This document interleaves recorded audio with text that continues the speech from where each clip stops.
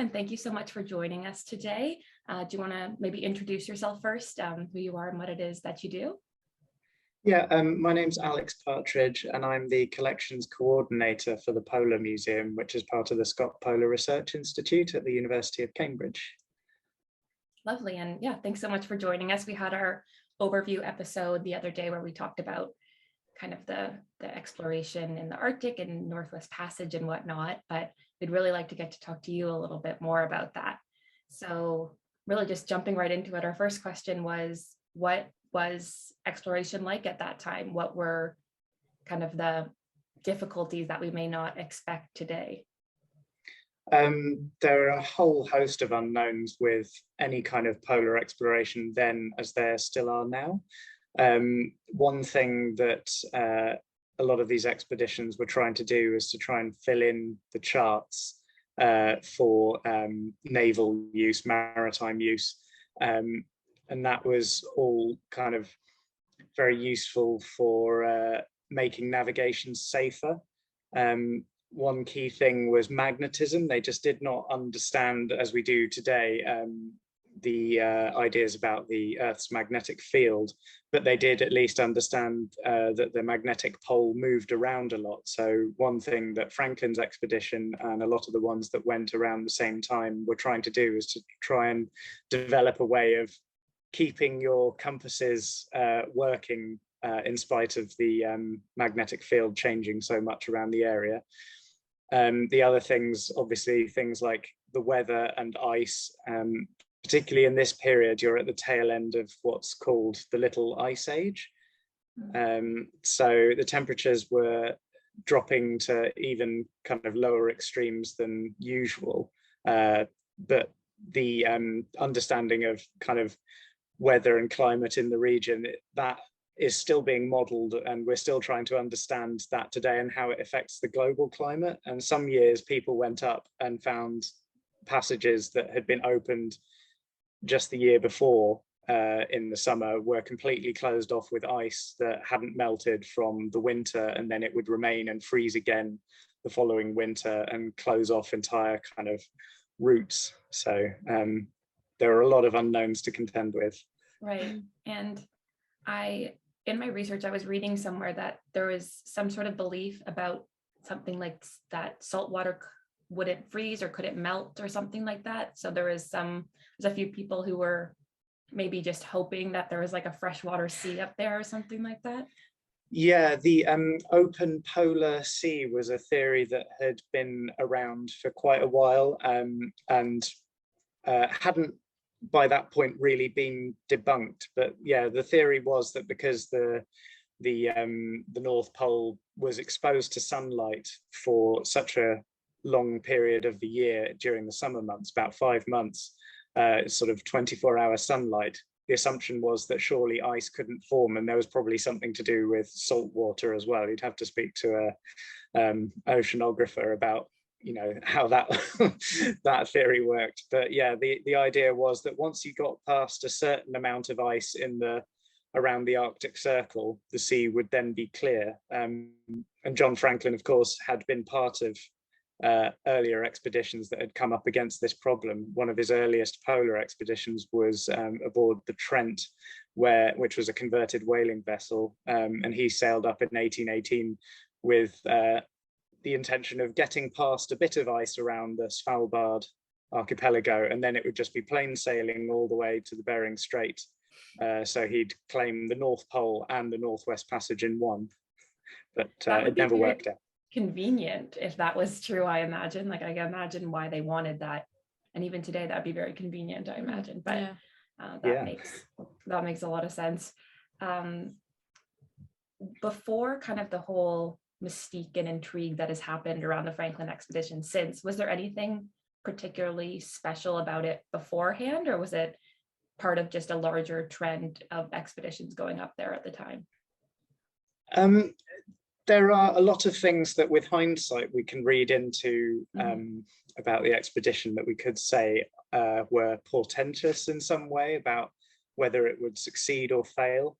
But actually the kind of biggest impression I get from looking at the kind of documentation and what people were saying at the time was that actually it was going to be a fairly run-of-the-mill expedition, and that actually most of the Northwest Passage, or what was assumed to be various parts of different Northwest passages through the archipelago north of Canada, were mapped well enough that the only kind of missing middle bit, which wasn't a huge distance relative to the distance that had been charted, that bit just needed to be mapped and filled in, and the route was already assumed to be there. So Franklin's own instructions before he left were to sail to a point that was already mapped in Lancaster Sound, and then to take a course after sailing down that channel, to take a course southwest towards Bering Strait, and it would be a matter of a couple of years, because they would assume that he'd have to overwinter a couple of times, and he had enough provisions for that. And there was nothing particularly different in the provisions or the conditions that he faced that previous expeditions hadn't already faced. So yeah, it was expected to be fairly run of the mill. There was a little bit of hubris involved, I think, but yeah. And I'm just curious, what would overwintering be like? What was, they had the provisions for it, but what did that kind of look like in the day-to-day, I guess? I think we have to imagine that it would have been quite bleak, from descriptions from some of the people who had to subsequently overwinter in the search for the missing expedition. You can imagine that while they did plan for keeping morale up with sports and activities, regular exercise, whether it was pacing around on the deck, or in the case of one person, Captain Collinson, actually forming a pool table, or a snooker table rather, out of the ice and encouraging the men to play using the boat hooks as cues. And Parry, before that in the 1820s, had taken barrel organs, which was sort of the iPod of the day, with wax cylinders that could be replaced, and each would have 8 or 9 kind of tunes on them, so they'd be able to play music to keep morale up. But you get descriptions from sorry, I should say, referring to iPod, particularly now, makes me sound really old, particularly if it's just been discontinued. The iPod of its day, I need to find a younger reference. But anyway, the conditions aboard the ships in winter, with prolonged periods of darkness, cramped in around provisions, in probably quite humid environment, all the condensation with the cold outside building up inside the ship made it all just very damp and miserable. So you may have been able to keep the worst of the weather off, but you were never really dry. And if you have to put up with that probably for years on end, with, you know, quite long sledging expeditions, hauling heavy weights over huge chunks of ice and having to cut your way through it to be able to reach land, to do surveys, to go hunting. You could imagine it would be quite difficult and trying. Mm. So with all of these people on one ship, can you kind of give us an idea of the scale? Like, are we talking like cruise ship kind of like size wise, or were they like sort of quite cramped in? They would have been incredibly cramped in, and they would have had to sleep in shifts, just as any sailing ship. You'd have people on watch of 4 hours on, 4 hours off. It's possible those routines would have changed when the ships were wintered in, but keeping a routine, of course, was incredibly important to maintain discipline and morale as well. So while the officers would have been able to retire perhaps to a small, equally cramped cabin, at least they would have had a small measure of personal space at the end of their watch that they could have hidden away in, written their diaries, made notes, and they had their own separate mess. The men, the regular sailors, the ratings, the able seamen, these people would have had to sling hammocks up, you know, over the and around the supplies on board the ship and around each other, wherever they could, and try and get some sleep in that time. And then of course would have to swap over, so it'd be pretty trying. Yeah. It's really interesting because I think the kind of whole notion of exploration does get fairly glamorized, doesn't it? It's like, oh, you become a celebrity, and it's like, oh wow, getting to do this new exciting thing. But actually, when it comes down to the realities of it, it sounds pretty naff.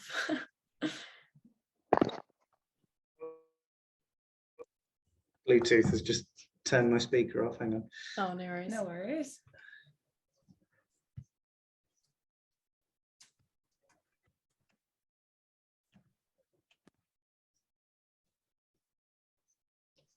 Can you hear me now? Yeah, that's fine. Yeah. Oh, great. exactly. Sorry about that. I'm just. No worries. Do you want to repeat do that? it. Sorry, that was a really interesting question. So it wasn't a question, it was actually more of just a like comment. So I think Yeah, do you find that though when people, I mean, especially working, I guess, at the museum, do people come in with a certain idea of what exploration would have been like kind of this glamorized version of it, or and then you have to burst their bubble a little bit, I imagine. I think people do come here with kind of two sort of almost diametrically opposing views that people are able to hold at once. They might be slightly contradictory, but yeah, so people kind of see these people as heroes and it's very kind of glamorous. Certainly on their return, people were always lauded, from Captain Scott in the 20th century right back to the likes of Franklin, who of course had been on polar expeditions before and was famous in his own right when he kind of came out of retirement for one last job, you know. And the kind of press surrounding these events, and of course the searches for Franklin, drummed up so much publicity that, yeah, these people were lauded and famous and popular, but at the same time, people recognized the hardships that people had to go through. And I certainly think by looking at some of the stuff that we've got in the museum, you know, it kind of brings back to earth a lot of the hardships and realities people had to face. You know, I only wish we had the space in the museum to kind of build a full-on replica of the middle deck of the Erebus or the Terror, complete with condensation and all the smells and cramped conditions of living on a ship over winter that could reproduce. But unfortunately, we haven't got the space or the money. I think that's a good segue too into just Franklin himself. Like you mentioned that he came out of retirement and stuff. Can you tell us a little bit about him personally and what his kind of reputation was at the time? Yeah, Franklin was a bit of a celebrity. I mean, all of these polar explorers, particularly the people who'd been searching for the Northwest Passage, were. It kind of reflects a kind of shift for the Navy after the defeat of Napoleon at the end of the Napoleonic Wars. This enormous military force in the Navy suddenly had very little focus. And so the Northwest Passage kind of came up as something final for the Navy to conquer. And it kind of tacked on to the end of a long tradition of kind of what Columbus had started, you know, of trying to find a quicker route through to Asia, around North America or South America in some way. But yeah, Franklin had been part of that throughout his early career. So he joined the Navy at the age of only 14, which actually was fairly common in that day. People could even have started a bit younger than that. And you know, his first command, having already fought at Trafalgar and the Battle of Copenhagen, so he'd already been involved in some kind of major naval actions that are well known still to this day. You know, he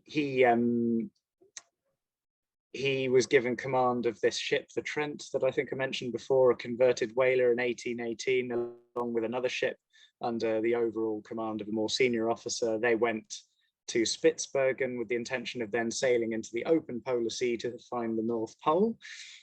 And this account actually of this voyage was actually published shortly before Franklin was then nominated as the commander of this final Northwest Passage expedition in 1845.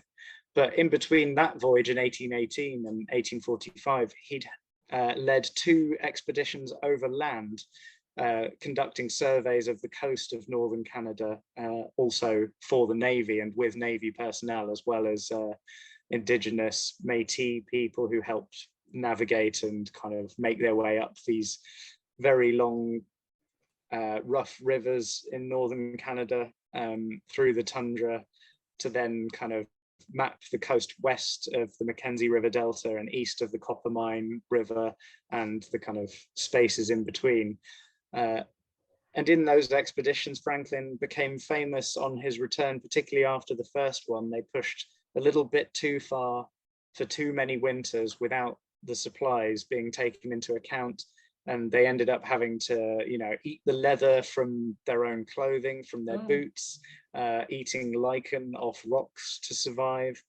There are all sorts of intrigues and internecine kind of struggles in these groups, evidence possibly of cannibalism even then, although this didn't taint Franklin's reputation, it kind of enhanced it in a way, and he came back returning as the man who'd eaten his own boots. Wow. Yeah, that seems like something that almost, like we were saying before, we can all recognize that that sounds awful, but it kind of adds to the mystique of it all somehow, that it's not exciting, but it almost does sound exciting in a way, to be on like an adventure or something like that, when reality is probably horrible. And it's just so different, I guess, to sort of our realities as well. Like it's just a completely different world, which I think is probably what draws us in so much. It was interesting your point there about the Indigenous people sort of helping them through the rivers and stuff. I think something we spoke about in the like overview episode was the relationship between these explorers and like the Inuit population. Could you like maybe go into that a little bit more, please? Yeah, I think it's all part of this kind of wider empire building kind of arc of British history at the time. Right. And they recognized from very early on that they would be coming up against or coming into contact with Indigenous people in both the polar regions and any other part of the world where these expeditions went.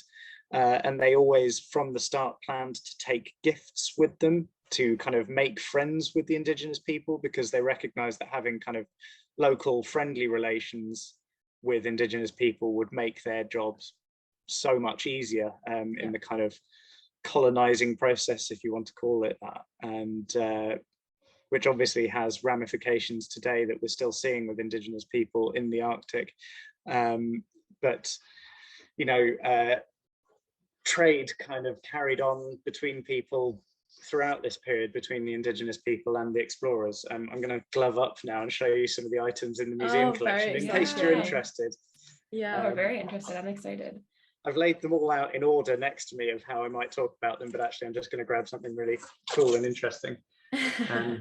Perhaps I'll have to send you pictures of these so you can see it properly, because it's kind of hard to see on camera. This is a piece of walrus ivory that was carved on the west coast of Alaska into something that's used as a bow drill. So you can see it's sort of bow shaped, and you'd have a piece of sinew strung between the ends, which you'd then wrap around or twist around a kind of central drill bit, and then as you move it backwards and forwards, it turns the drill bit.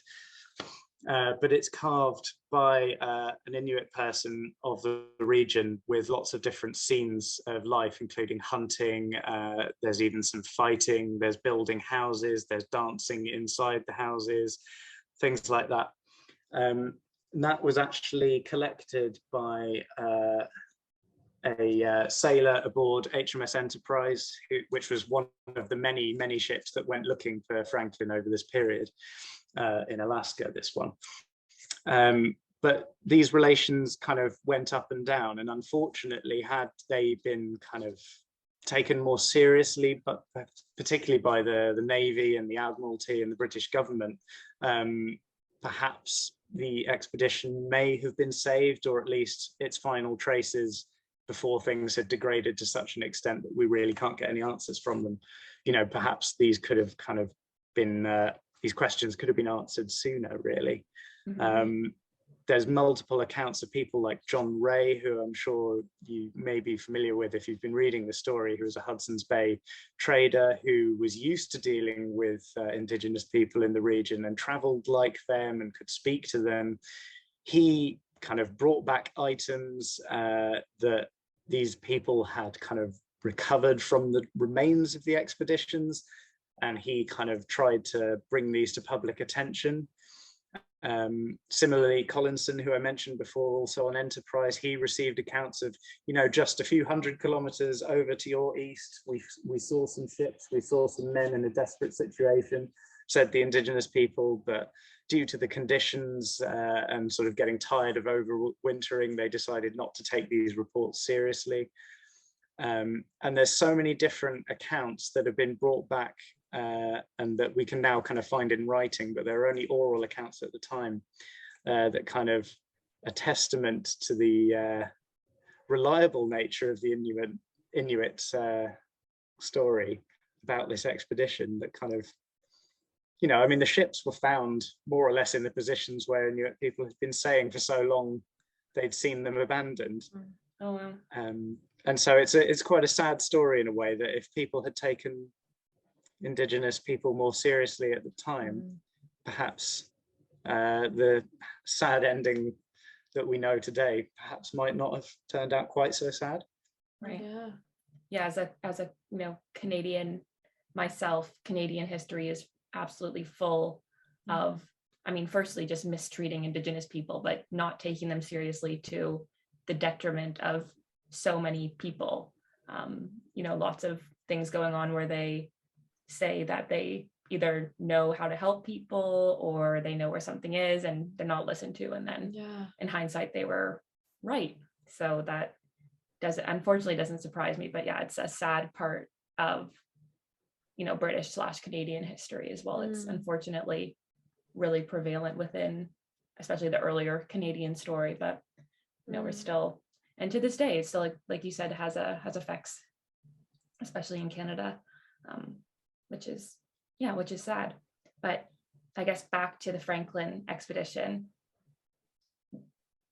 In our overview episode, we kind of talked about the note that they found and whatnot, and some of these remain. Oh my gosh! No whoa. way. Okay, this is a facsimile. It's not the original one. But still, that would be cool, right? If I just produced that. Yeah. For those of you listening on the audio only podcast, it really, I think, is worth getting on YouTube for this one, because Alex is whacking out some amazing artifacts from the museum. So I have the original cylinder that the message was found in. Oh my gosh! Whoa! So the message would have been rolled up tightly and placed in this cylinder, and this is the cylinder that was found at the Victory Point cairn, where McClintock found that final message that kind of described the fate of the expedition. But there you go. That's amazing. Wow. So with that note, I'm guessing probably not, but the note probably didn't put an end to the speculation. Did it kind of add fuel to the fire of people trying to find them, or did people start to realize, okay, they probably, unfortunately, didn't make it, or did people, still think that they were out there somewhere walking the tundra? Yeah, well, I think, even contemporary kind of interpretations of the Franklin story do show that there's plenty of room still for speculation about what happened to the expedition. I think at the time, the note kind of sealed the deal for a lot of people. I think by the mid 1850s, the Navy had sort of concluded that really there was no much more to be done. They'd only be searching for bodies, throwing good money after bad, really, by that point. But obviously, Lady Franklin wasn't convinced and decided that, one final expedition under Leopold McClintock, and obviously recovering the note at least proved to her satisfaction that perhaps, Franklin had died before the really bad stuff of the expedition started happening, before the kind of rumors of cannibalism, which, we take more or less as fact today, before these started to fly around. But of course, it's such an enigmatic message. We've moved south, but then when you combine that with some of the finds, some of the bodies that people have found since, the fact that this sledge with the boat on it was pointing back north towards the ship, You know, Mm. people are thinking, oh, had they started to make their way south and then decided to turn back? There's speculation, of course, about whether they may even have tried to return to Beechey Island or head east back across Boothia Peninsula so that they could be rescued from that side. You know, there's so many questions still left to be answered about, you know, the exact fate of the crew. I mean, there was an archaeological dig on Beechey Island with these 3 graves of some of the sailors that had died relatively early in the expedition. They were exhumed in the 1980s and their bodies sampled for all sorts of disease.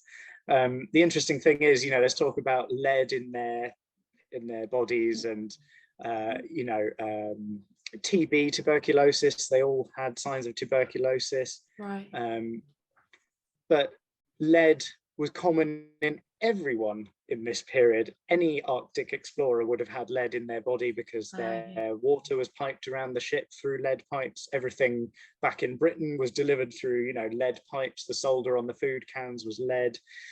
What makes the amount of lead in their bodies any different from anyone else's from the period? And that's why there's still questions. As you know, people went before and since and didn't suffer these sort of mysterious fates that the people on the Franklin expedition did. Right. I'm not sure how true this particular fact is. This is one that as I was reading, was maybe not from the most reputable site, but I wanted to ask anyway. It was about the like cans themselves that they brought, that maybe the lowest bidder or something had got them and had done. There's people were speculating that that one of the reasons was because it was like not properly preserved or something like that, but I'm not sure if that's true. Yeah, there's certainly truth that there are a lot of complaints about the standard of the canning of the meat, and it was, you know, the company who produced these cans, these provisions for the expedition, cutting corners, that's for sure, and the canning process wasn't really refined enough at this point. So there's lots of little things and large kind of contributing factors, people's greed of, you know, making money out of this kind of the publicity of getting your provisions on the ship, you know. The person whose company it was known to be a bit of a cowboy, I think, in their kind of business practices, that's for sure. I'm sorry, I've forgotten the names of the details. I don't have those to hand, but you can look it all up, find the details quite clearly. But it's certainly the case that the canning was bad, and that I think when they inspected these provisions even before the expeditions left, a lot of them were found to already have been spoiled. So botulism, you know, this horrible, nasty, infectious bacteria that was in the tinned meat probably was a factor to some extent with affecting the kind of longevity of their provisions. Right, that makes a lot of, yeah, that definitely would not be great to have provisions that were already spoiled before you even left, and and botulism and all that stuff. I'm curious, or interested at least, to go back really quickly to Lady Franklin, because she seems to feature really prominently in this story in terms of back home not wanting to give up on the expedition, but then just pushing for answers and almost drumming up continued interest and publicity in it. Do you think that she is part of the reason it's still, you know, we still talk about it today? I think it's one of the few Arctic expeditions, at least that I personally am aware of, that I just kind of heard of through popular culture without actually going out and looking for it by myself. Yeah, undoubtedly Lady Franklin has a huge part to play in the kind of enduring prominence of the story. Absolutely. You know, she, you know, was quite keen initially on Sir John Franklin actually getting onto this expedition in the first place. You know, she kind of seen he's towards the end of his naval career, he's probably getting a bit bored and tired, and he's constantly talking about the Arctic expeditions and that he'd been on in earlier life. And then obviously they return in slight ignominy to Britain after a stint in Tasmania as the lieutenant governor. And so, you know, what better than to kind of encourage him to get out on the high seas again and get away from home. And then, of course, when no word comes back from the expedition, she starts pulling in contacts and, you know, raising money to send ships after Franklin. I've got another object here I can show you that's quite Yeah. interesting. Yes, Um, please. For the Polar Museum, it's an odd thing to have. So I don't know if you're looking at this, Oh. what you think it might be. It looks like a Yeah, I was gonna say, mushroom. it looks like a mushroom to me, but or is it Yeah, like a kind piece of, of it's- coral or something like that? Exactly, yeah. So Oh, it's well a sort done. of plant-like thing. Yeah, it's a piece of coral, and it's actually from the Indian Ocean, and it's something Lady Franklin would have acquired from their period in Van Diemen's Land, which is now Tasmania, when Franklin was the lieutenant governor there in the 1830s and 40s. And that's something that's a piece of memorabilia from that time. The reason it's here in the Polar Museum, even though it's from the Indian Ocean, is that Lady Franklin started selling things off in these well-publicized events to raise money for these search expeditions. Oh, Oh wow. wow. Yeah, That's interesting. and you know, she had incredibly powerful, wealthy, and well-known connections. So people like Charles Dickens and Wilkie Collins, who kind of produced this play, which they performed for Queen Victoria to kind of, you know, lionize people like Franklin and also demonize the Inuit who, you know, with these rumors of cannibalism and things like that, these were obviously going to potentially tarnish John Franklin's reputation and by extension her own reputation. So people like Wilkie Collins and Charles Dickens wrote these kind of excoriating plays rubbishing the reputations of the likes of John Ray and the Inuit, who might dare to suggest that such malpractices had occurred on Franklin's expedition. Wow. Oh yeah, that's really interesting actually, that's where some of the myths kind of came from. yeah, about the Inuit and stuff. That's really interesting that they, I mean, it makes sense that they wouldn't, I guess, want that out there in the public, that this might have happened. It's a lot more convenient for the Inuit to be liars, I guess, about that. But that's really interesting. I didn't know. Absolutely. Yeah. And she, you know, her own image was circulated so much in the media as, you know, this kind of poor, forlorn wife, perhaps, you know, potentially widow of this missing explorer. And she did a lot to perpetuate this herself. You know, McClintock carried this, what do you call it, a locket with a picture of Lady Franklin, and the only kind of surviving image of Lady Franklin from this period is one of her in her much younger days. She would have been sort of middle-aged at this period, or late middle age, although much younger, of course, than John Franklin. She would still have been in her sort of 40s, 50s, I think, in this period. But this image of her as a sort of young teenage heartthrob on this in this locket circulated, and of course that made her very popular with kind of possibly kind of prurient Victorian British public as well. Yeah. So the amount of money she had to raise, like, do you have any kind of idea, like in you know, in today's standard, like how much it was? Well, these were notoriously expensive expeditions, and I don't have you know, figures that I can pull out of the hat, unfortunately. No, that's fine. Straight to hand, yeah, unfortunately. But you know, the Admiralty, you probably covered this already. I'm sorry I haven't listened to the earlier episode. The Admiralty offered £20,000 for kind of definitive final proof of what happened to Franklin.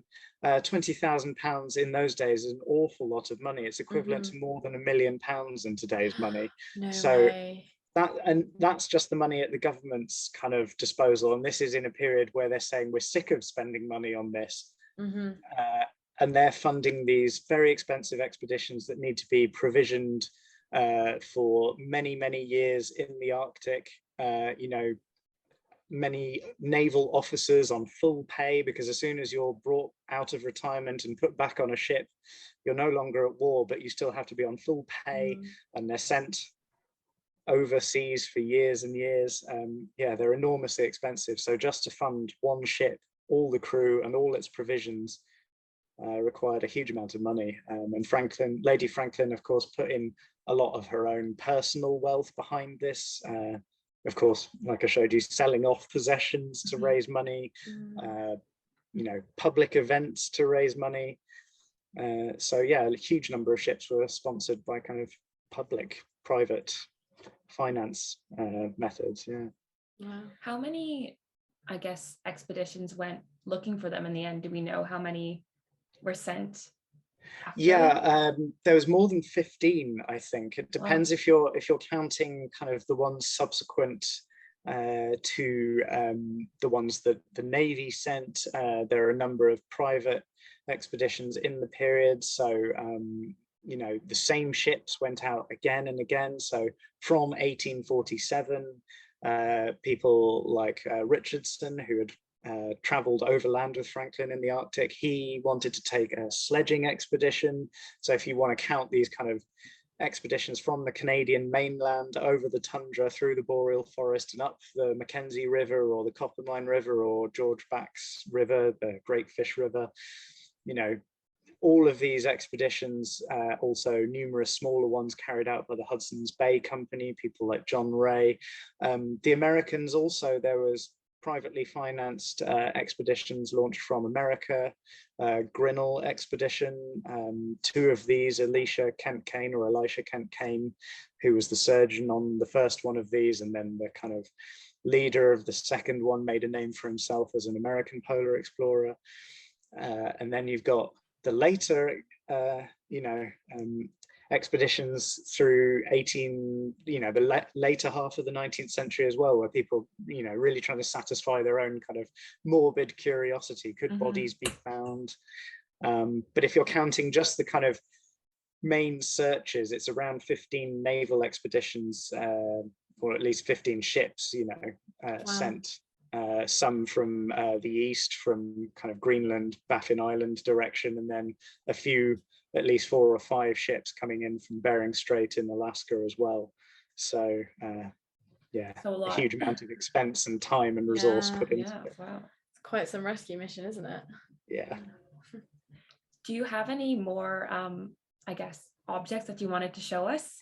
I do. Yeah, we'd love to see them. Yeah.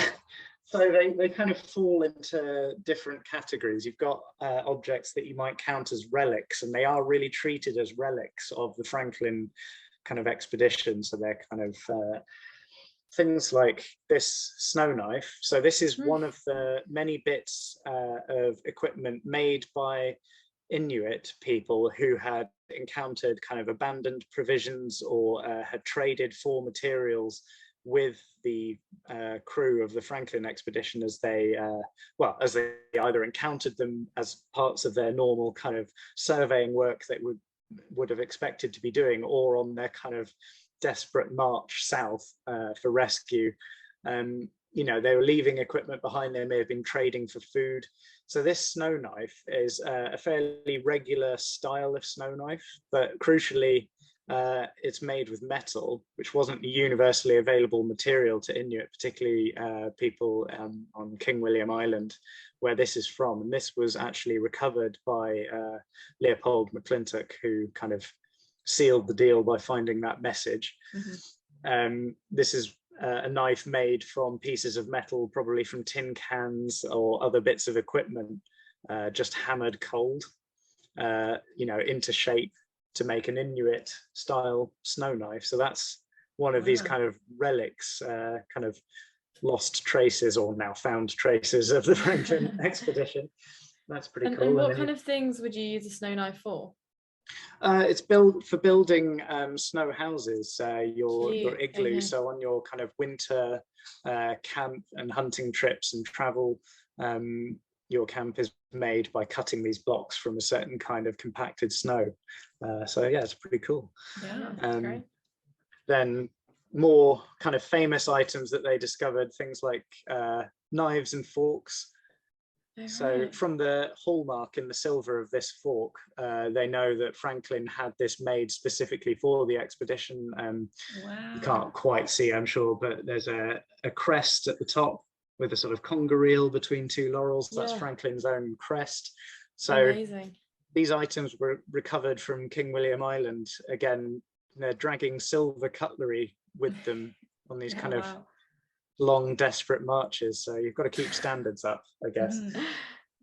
Or perhaps it was loot. You know, Franklin, by this point on these marches, he had been dead for over a year almost. So, you know, why were they taking Franklin's Yeah, worldly silverware. possessions with them? So you've got relics like that, and then you've got items from the actual searches themselves. So one of the items is this. It's a kind of lead copy of Franklin's very fancy Guelphic Order insignia, which he'd been awarded in 1836. So he was Sir John Franklin with the award of this medal. And he was wearing it in the famous kind of daguerreotype photograph of him taken before, well, daguerreotype or photograph, different things. Oh, your lights have gone. Yeah, This they're, always happens. they're motion censored. There we go. There we go. Great. Yeah. So this this is a lead copy of Franklin's medal, and these were made in Aberdeen and other parts of the country as a way of kind of, well, producing items that could be handed out in the Arctic and shown to Inuit people and said, have you seen something like this? And in fact, of course, they did find Franklin's medal, which one of the Inuit people had managed to recover, although his grave, even though it was reputedly marked with a kind of elaborate pile of stones, has never been found. So that was interesting. Other items, again, like this button that were made to be handed out, and it's sort of inscribed with details about the Franklin searches. And that was to be given to Inuit people who they assumed might be interested in a nice shiny bit of metal. But of course, if this was seen amongst Inuit people by straggling survivors of Franklin's expedition, they might know that people were then looking for them. And finally, in their desperation, they were producing silk messages with the whereabouts of the kind of rescue ships, and these would go up on hot air balloons, essentially made out of paper and dropped all over the Arctic with the positions of the rescuers in case the survivors found them. And again, any foxes that were caught, Arctic foxes, they could collar them with coordinates stamped onto these collars of their ships, so that if you know a desperate survivor, creative. Yeah, incredible. Yeah. So if a desperate survivor were to shoot and eat this fox, they might notice, oh, there's a collar, and I can just go to these coordinates here. And it says, you know, what does it say? HMS Enterprise, winter quarters at these coordinates, 1851 on this ship. So on this collar. So. So cool. That's so cool. I never imagined that they were doing. I guess it makes sense, but that much, those are very, especially the collar and whatnot, that's super, it's like desperate, but very creative too. Yeah, I actually kind of respect the rescue missions a lot more now. Like, in a way, I kind of just thought, these people have clearly gone into difficulties. Why are we sending more people? This is ridiculous. But like, they actually thought it through and did some really clever stuff. So I'm quite impressed. Absolutely, yeah. And, you know, before we sign off and say goodbye, is there anything you want to leave us with about the Franklin expedition? Any last words? Sounds like the wrong thing to say, but some thoughts to leave us with, I guess. Yeah, I think it's worth knowing that work is still ongoing. You probably know now, obviously, the wrecks finally found in 2014 and 2016 of the Erebus and Terror, respectively, both also crucially kind of marked out in or found in positions that, you know, the kind of Inuit oral testimony showed to be the case. And of course, local living Indigenous people also kind of were very much consulted and relied upon for the kind of contemporary Franklin searches, if you like. And there's still lots of work going on to kind of dive on the wrecks, COVID and climate permitting, of course. These are still incredibly challenging environments that are still to some extent being surveyed and mapped, which just goes to show you can't ever take these conditions for granted, even in kind of climate change world like we have now, where the polar seas particularly are warming and coasts are being eroded away and ice sheets are kind of melting. these seas still freeze over and are still very, very challenging for modern day archaeologists, divers and surveyors to work in. But crucially, I think, at least positively, some Indigenous people are being now consulted and involved in the process a lot more than they were originally, and that can only be a good thing. All right, well, thank you so much for joining us today. It was so interesting to talk, and also to get to see some of the objects that you have there at the museum. If you happen to be listening and you're in Cambridge, you should definitely go and take a visit, and if you're not, maybe put it on the bucket list for one day. Thank you so much for joining us. We had a lovely time having you on, and we hope that everyone listening or watching enjoyed. If you were listening, you should definitely check out the YouTube video so you can actually see some of these objects and not just hear us reacting to them. It's been a pleasure to speak to you, and thanks very much for inviting me on. It's been great. Thanks.